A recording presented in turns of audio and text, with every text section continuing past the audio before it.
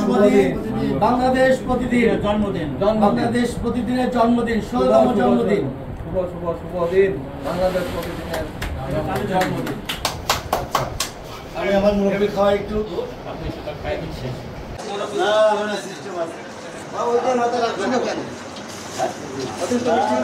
কালের পরিক্রমায় দীর্ঘ পথ তাদের অতিক্রম করতে হয়েছে। বিন্দু বিন্দু করে তাদেরকে জনমনে আস্থা অর্জন করতে হয়েছে তাদের লিখনের মাধ্যমে। এই যে কদম সৈনিকের যে ভূমিকা, আমরা যারা রাজপথ আন্দোলন সংগ্রাম করেছি, আমাদের সেই আন্দোলন সংগ্রামের নিউজগুলো তারা সংগ্রহ করেছে এবং তাদের এই সংগ্রহ করতে যেও কিন্তু অনেক বেগ পেতে হয়েছে। আমরা পুলিশের চোখ পাখিদের, প্রশাসনের চোখ পাখিকে যখনই আমরা রাজপথে কর্মসূচি আমরা পালন করতে গিয়েছি, তখন আমরা দেখেছি বিভিন্ন ধরনের সমস্যা সৃষ্টি হয়েছে। সেখানেও আমরা দেখেছি বাংলাদেশ প্রতিদিনের সে যে সাংবাদিক তিনি কোনো না কোনোভাবে হারিয়েছেন।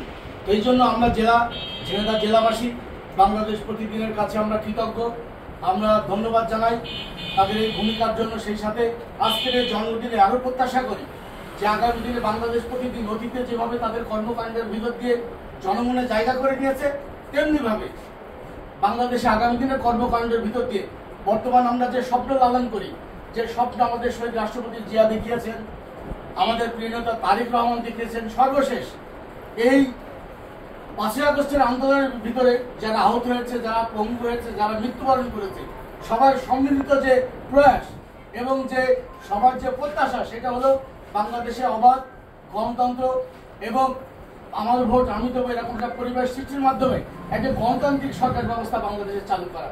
সেই দিকে আমরা সবাই নজর দেব, লিখনের দিকে আমরা নজর দেব, যেন আগামী দিন এটা নিশ্চিত হয়।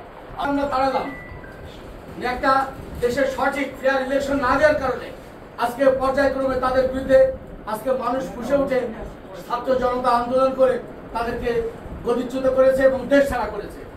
আমরা যাদেরকে রাষ্ট্র ক্ষমতায় বসালাম আমরা লক্ষ্য করছি তাদের মধ্যে কেউ কেউ আজকে তাদের মধ্যে সাধনা বাসনা তৈরি হয়েছে রাষ্ট্র ক্ষমতায় বসে থেকে নির্বাচনকে বিলম্বিত করে বাংলাদেশে আবার একটি ধূম্রজাল তৈরি করে বাংলাদেশকে একটা অনিশ্চয়তার পথে নিয়ে যাওয়ার।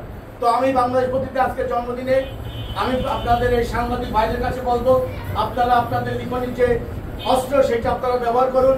কোনো অবস্থাতে নতুন করে বাংলাদেশ যেন আর কোনো বিপদে না পড়ে। আমরা বাংলাদেশে অতি দ্রুততম সময়ের মধ্যে একটি ফেয়ার ইলেকশন চাই। সেই ইলেকশনে মানুষ যাদেরকে ভোট দিবে তারা রাষ্ট্র ক্ষমতায় আসবে, যাদেরকে ভোট দিবে না তারা বিরোধী আসনে বসবে।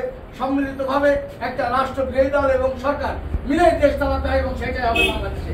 তাতে করে বিএনপি এবং যারা আমরা রাজনৈতিক দল এখন যারা আছি, জনগণ যে সিদ্ধান্ত নেয় সেটা আমরা মেনে নিয়ে পথ চলবো।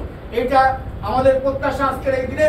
এবং আজকে যারা এখানে আছেন আমি সবাইকে আমি আসতে দেরি হলে এই জন্য আমি দুঃখ প্রকাশ করছি। আমি আজকের এইরকম একটা অনুষ্ঠান আমার মতো একজন আবারও বাংলাদেশ প্রতিদিনের কাছে আমি কৃতজ্ঞতা প্রকাশ করছি।